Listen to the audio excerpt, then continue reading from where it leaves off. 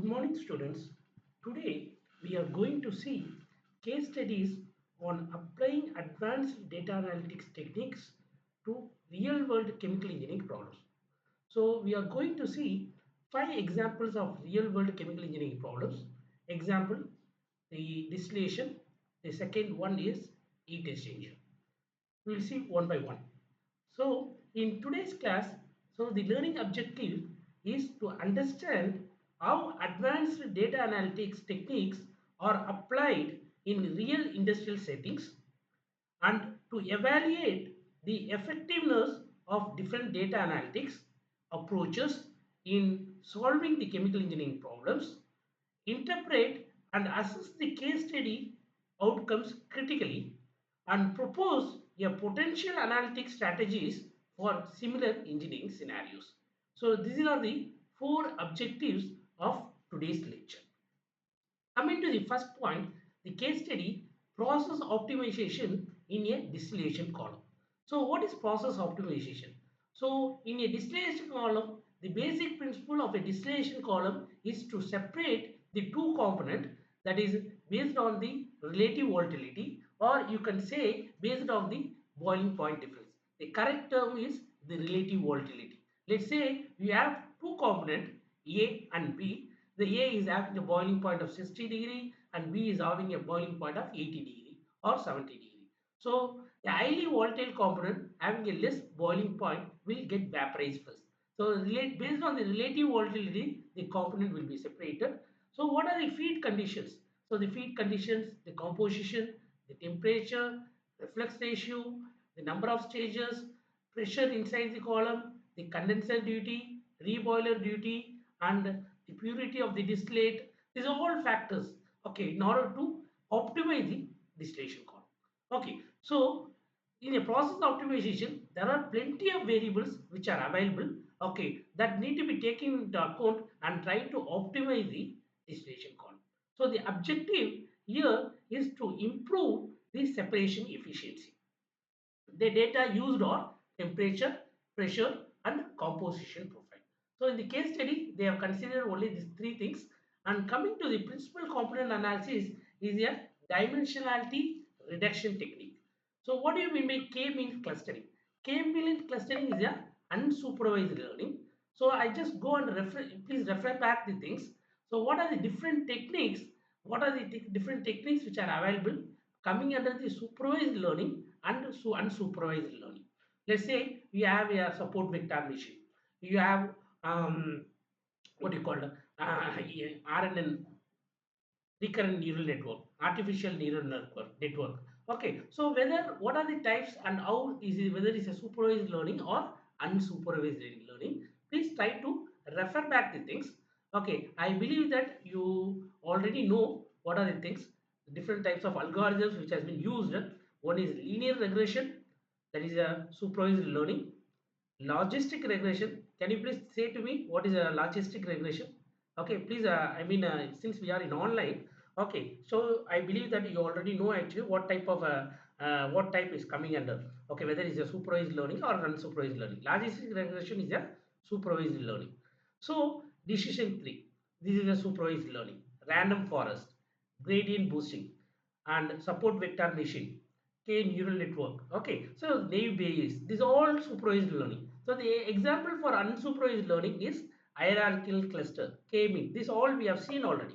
Okay, so please try to understand the techniques which has been used in here for this case study, especially in the distillation column. Okay, is a principal component analysis and K-mean clustering. So what is the outcome? Then the identification of hidden operating modes and process fault. So that's what we are going to see, hidden operating modes and the process fault. So which will help you to optimize the process. So when you know the hidden operating modes and process fault, okay, obviously that will help you to come with the tools for the process optimization. And the second one is case studies. Second case study is predictive maintenance in heat exchangers, which I told you, right? So objective is to prevent fouling. So most of the heat exchangers will be subject to a fouling, where because the hot fluid and cold fluid which has been passing through, depend on the flow characteristics Okay, that means the characteristic of the fluid, okay, the fouling occurs. So the data used are temperature difference, flow rate, time series data. What is time series data? Which I already told you in the previous lectures. With respect to time, we are collecting the data and we are processing the data. So what is the technique? Random forest. Random forest is a supervised learning.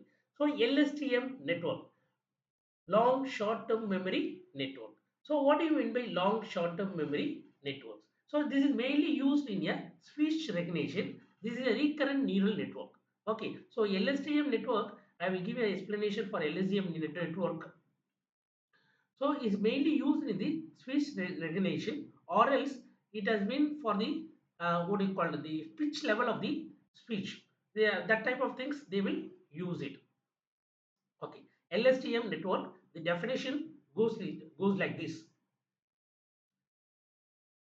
Long short-term memory, LSTM is a long short-term memory, is a type of recurrent neural network aimed at mitigating the vanishing gradient problem, commonly re-encountered by traditional recurrent neural network. Its relative intensity to gap length is its advantage over other uh, recurrent neural network, hidden Markov models, and other sequence learning models. It aims to provide a short-term memory for recurrent neural network that can last thousands of time steps. The name is made in analogy with long-term memory and short-term memory and their relationship studied by the cognitive psychologists since the early 20th century. So this is how this definition goes like this. So this mainly used in the speech recognition and the tones of the thing. So for example, in Google, usually when I have last time also when I want to know how to pronounce a particular word. Okay, for example, University of Strathclyde. Okay, so that is not I mean I'm not familiar with that particular pronunciation, so I just go to the Google and try to find out the speech recognition.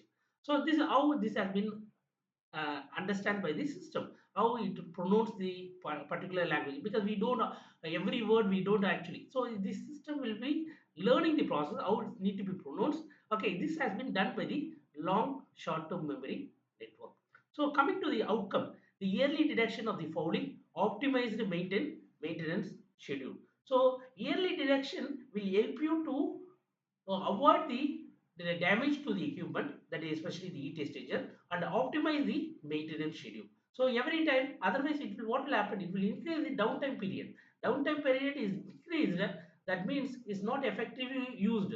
So you know already in industries we have been running the machine for 24/7, and the equipment failure occurs. Obviously, it not only affects that particular process, the whole process is getting affected, because converting from the raw material into product is a very important thing. If one of the process is getting affected, so the line which has been connected, okay, will be affected. So unless otherwise you just put a what you call the storage system before it has been entered into a particular unit.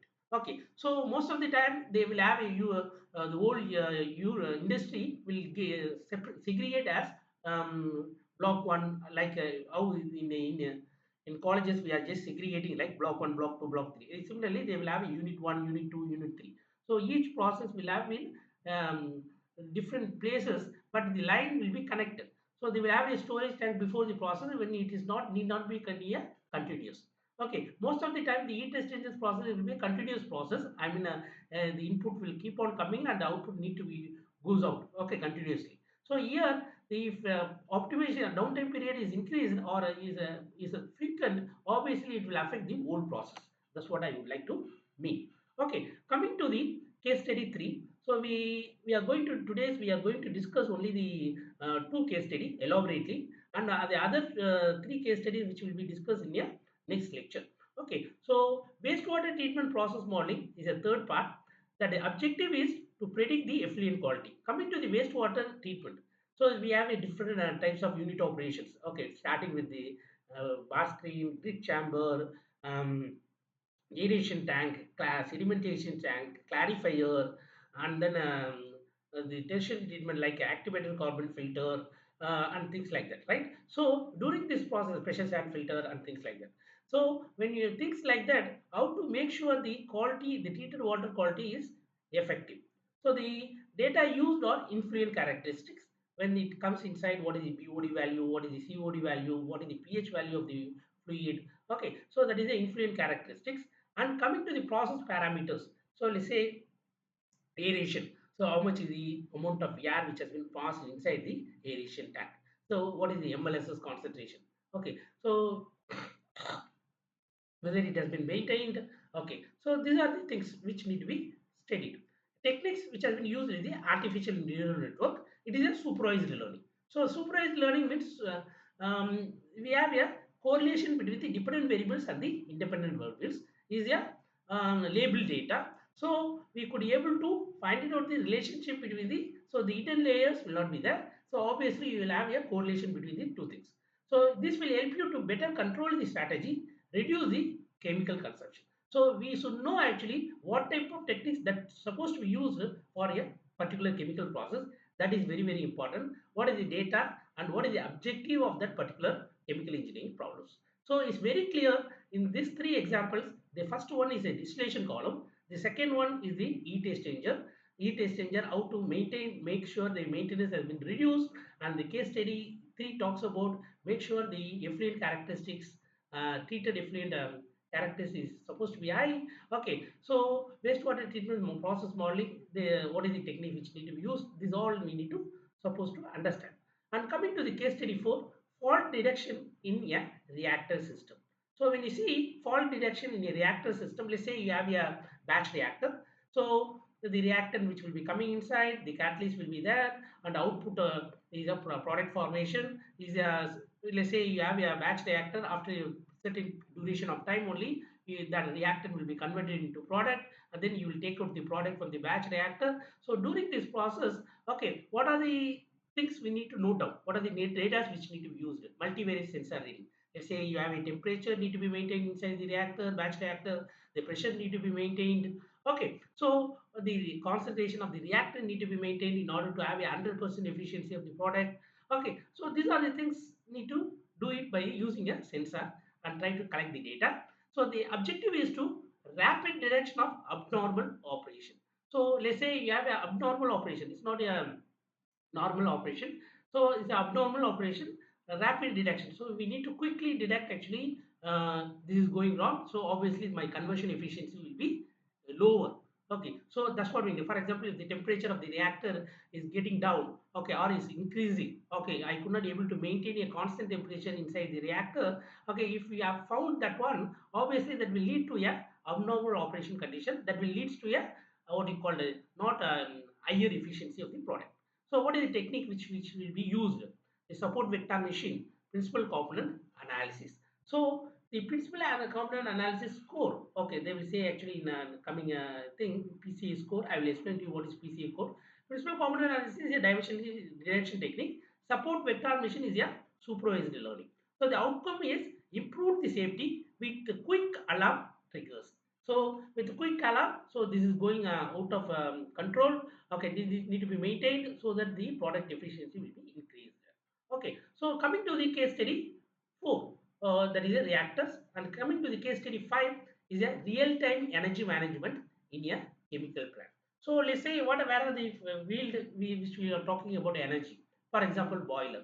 So the energy efficiency is poor, need to be optimized.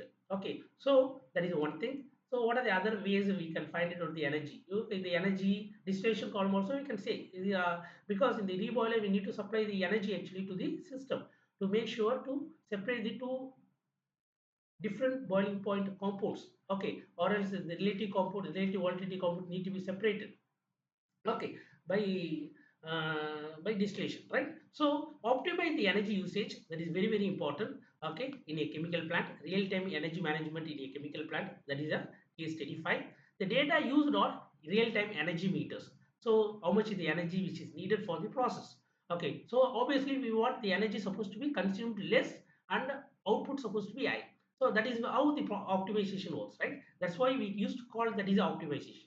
So we need to give a less energy, and then for example in space when satellite has been launched, so they will use a thrust very high from when it was what you call a takeoff from the ground, because it's a gravitational force. It's going move against the thing, so the lot of thrust is needed to go out of the gravitational region. Okay, but when it goes to the space, even if we give a small amount of thrust, that will help you to go at a faster rate. Okay, because there is no resistance over there. There is no gravitational force which will push the drag the satellite. Okay, so similarly, if the energy is obviously what you call, what I'm trying to say is the energy is consumed is very less. Obviously, that is very helpful for us actually to get it in a lower cost. Okay, so obviously if you put a lot of energy for the process, that means that cost of the process which we are the output of the process which we are getting will be, their cost also is getting increased. Am I correct? So that's how this works. So for example, one person is manufacturing a pencil or any product, okay, which is consuming a lot of energy. Obviously the cost of the product will be higher, right, when compared to the those who are producing the same product with less energy. Okay, so this is how. So the optimization is a cost economic aspect as well, and the energy consumption. That means okay, is a correlated one variables. Okay, real time energy meters, weather data, production data. So these are the data which need to be taken for the real time energy management. And coming to the techniques, reinforcement learning. So I believe that you all already refresh back what is reinforcement learning. Can you please quickly recall back what is reinforcement learning, because which is all we learn in the early stages. Okay, but most of the time what happens is all new topics to us. Okay, maybe we easily forget unless otherwise it has been correlated to the correct thing. So the reinforcement learning is a type of machine learning, okay, that you need to understood, where an agent learns to make decision in an environment to maximize the cumulative reward. The agent interacts with the environment, take action, receive feedback in the form of rewards or penalties. This process repeated until the agent learns the optimal strategy for achieving his goals. So the key concepts are agent, environment, action, reward, and policy. Okay, so how it works? When you see the observation, the agent observes the current state of the environment. Action selection is the based on his policy, the agent selects an action. Action execution, the agent performs, chooses an action in the environment. State transition, the environment changes to a new state based on the agent action. Reward reception, the agent receives a reward or penalty for his action. So the policy update, the agent uses the reward to update his policy and learn from the experience. So in a simple way, the reinforcement learning is a type of machine learning where an agent learns to make decision. So that is how this works. Okay, so coming to the outcome, the 10 to 15% reduction in energy cost. So the energy cost has been reduced almost 10 to 15% when you do this state. Okay, so that is the advantage of doing a advanced data analytics in chemical engineering problems.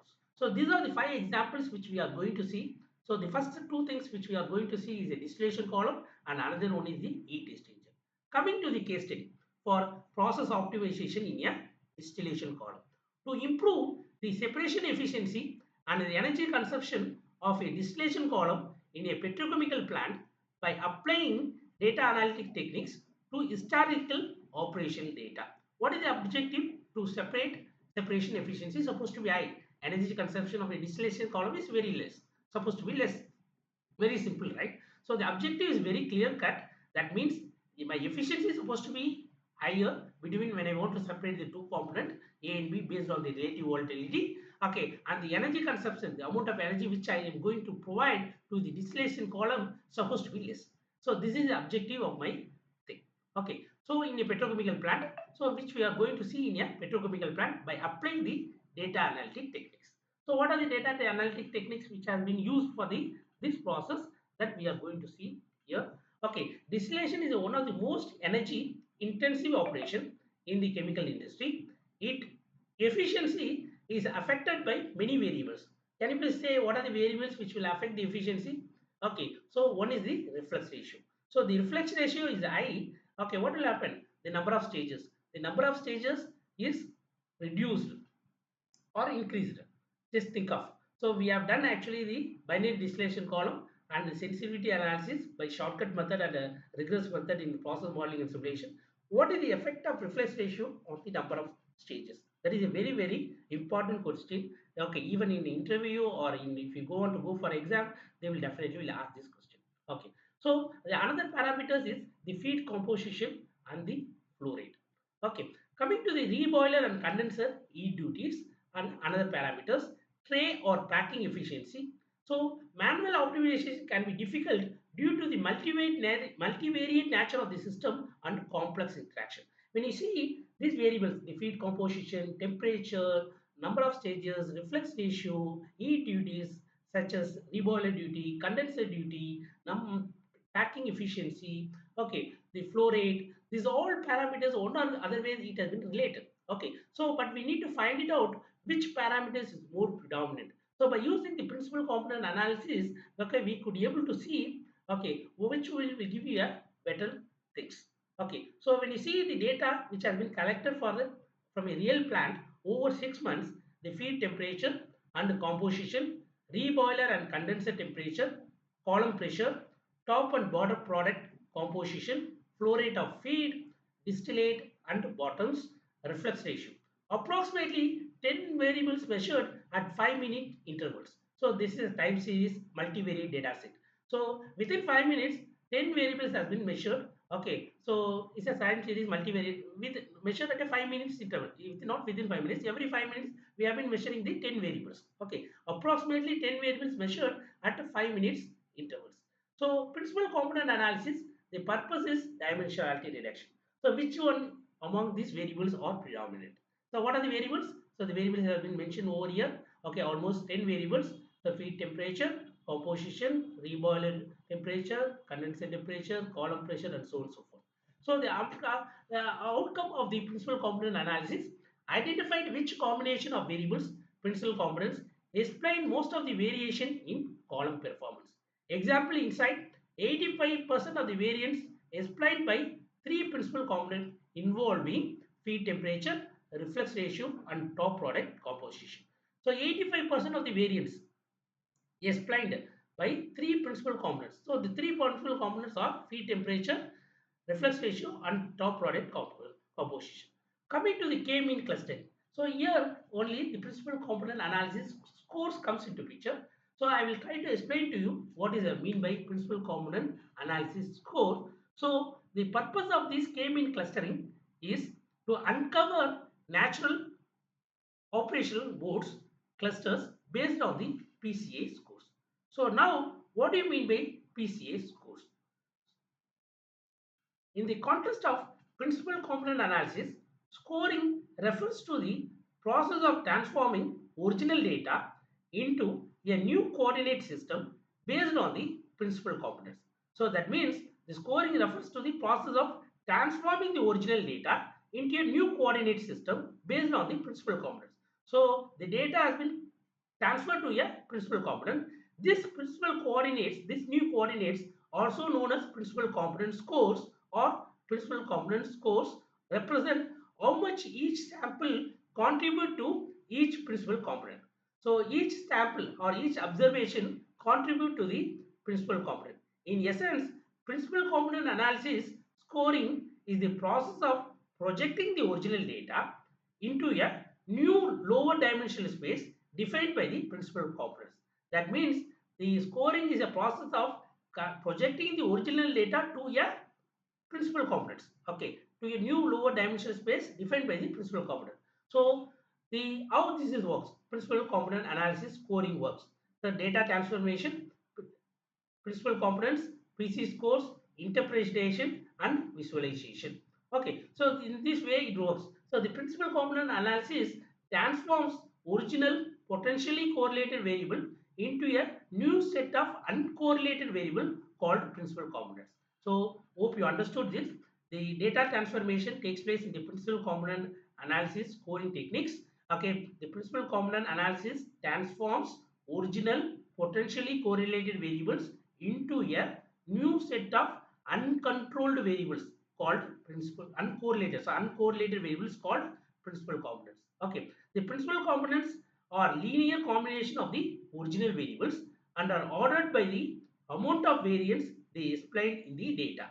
So the PC scores each sample in the original data set is then assigned a score for each principal component, indicating how much it contributes to that component variance.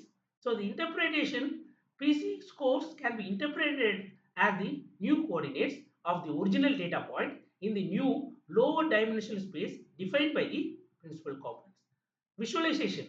So principal component analysis scoring allows for data visualization as the first principal component often capture the most significant variation in the data.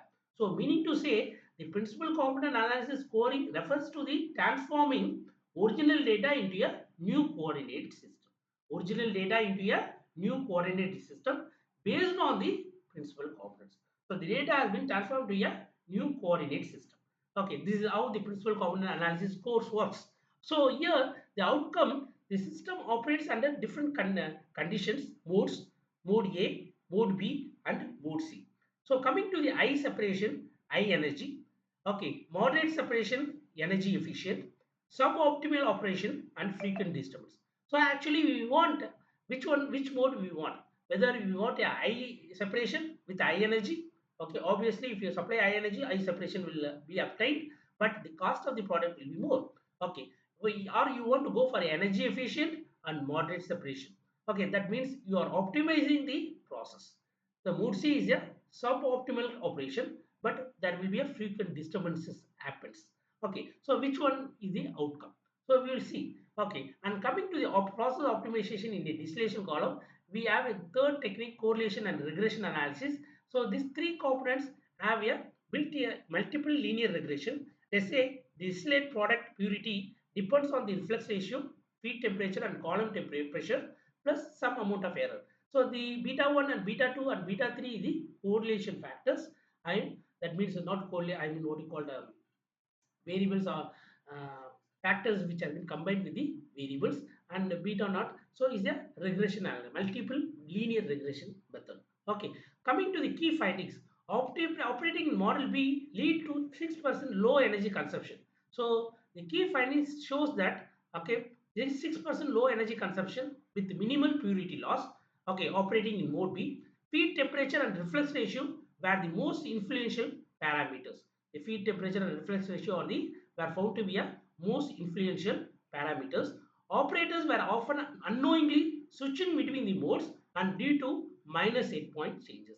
So the key findings is shows that 6% lower energy consumption, okay, with the model B, okay, with the minimal purity loss. So obviously we are getting a higher efficient, but at the same time we are reducing the lower energy consumption. 6% lead to a lower energy consumption. Feed temperature and reflux ratio were the most influential parameters. Okay, so as the reflux ratio is increasing, what will happen? The product purity is more and more pure. Okay, the number of stages will increase or decrease. Just think of. Okay, so the operators were often unknowingly switching between the modes due to minor set point changes. Operators were often unknowingly switching between the modes due to minor set point changes. When there is a set point changes occurs, obviously they will go for a different modes. So you should be very careful on that. Operators may often unknowingly switching between the modes due to minor set point. Actually, we want a mode B. Okay, okay, so we don't want to go for a different mode unless otherwise you just maintain a particular set points. Okay, if there is any changes in the set point, minus set point changes, obviously that will leads to a go for a mode A or mode C, which is not effective. So the recommendation, implement a soft sensor data board using principal component analysis code to visualize the real-time board. Okay, develop a decision support system to recommend optimal reference ratio and process settings. Schedule operator training to maintain the steady operation in mode B. So what are the recommendation they are giving here? Implement a soft sensor data board using principal component analysis code. Principal component analysis code is nothing but actually we are changing the data into a component. Okay, so that's the main thing, to visualize the real-time board. Develop a decision support system to recommend optimal reflex ratio and process settings. Okay, so the recommendation is to develop a decision support system to recommend the which one is the optimal reflex ratio and pressure setting, schedule operator training to maintain the steady operation in mode B. So if you change the variable set point, obviously it will go between switches over the mode A and mode C. That is not efficient. Okay, so optimization is only on the mode B. So what are the impacts and benefits? Energy saving is almost 5 to 10% reduction in the steam usage, improved product purity consistency across batches, reduction in manual trial and error operation. So you can't do trial and error, keep on doing it to fix the exact set points. Okay, so that it will not show between the modes. Modes here mean mode A, mode B, and mode C. Okay, enhance the understanding of the multivariable interaction. Principal component analysis is here what you call the dimensionality reduction. So since we are having a 10 variables multivariate analysis, but we are just switching over between the 3 variables only because these are variables are found to be a very predominant in nature. The other variables are automatically correlated with the predominant variables. Okay, so enhance the understanding of multivariable interaction in column behavior. So the learning outcomes of the case study 1 is to understand how unsupervised learning like principal component analysis and clustering can reveal the hidden patterns. Okay, the clustering can reveal the hidden patterns. The clustering always is unsupervised learning that will help you to understand the pattern between the independent variable and the dependent variable. Appreciate the importance of data driven decision in optimizing the traditional unit operation and recognize how historical data when mined properly can offer actionable process improvements. Okay, recognize how historical data when mined properly can offer the actionable process improvements. So the second one is what you call the predictive maintenance in heat exchanger. Since we have taken some enough time actually during the lecture one, I have been asked to cover within 20 to 30 minutes one lecture. Okay, I stop it here. I thought of continuing with the case study 2 as well. We will continue the case study 2 in the first lecture, in the next lecture. Okay, so hope you understood what has been covered today. So we have seen 5 different chemical case studies. Okay, very elaborately. First one is process optimization. The second one, sorry, distillation column. That is a process optimization in the distillation column, heat exchanger, and wastewater treatment, energy consumption. These are the things which we have seen and how to go about it in order to optimize the process by using the data analytics techniques. Okay, so that's what we have seen. We have elaborately seen the case study 1. We will see the case study 2 in the next lecture. If you have any doubt or anything, please let me know. We will when we come for the face-to-face session.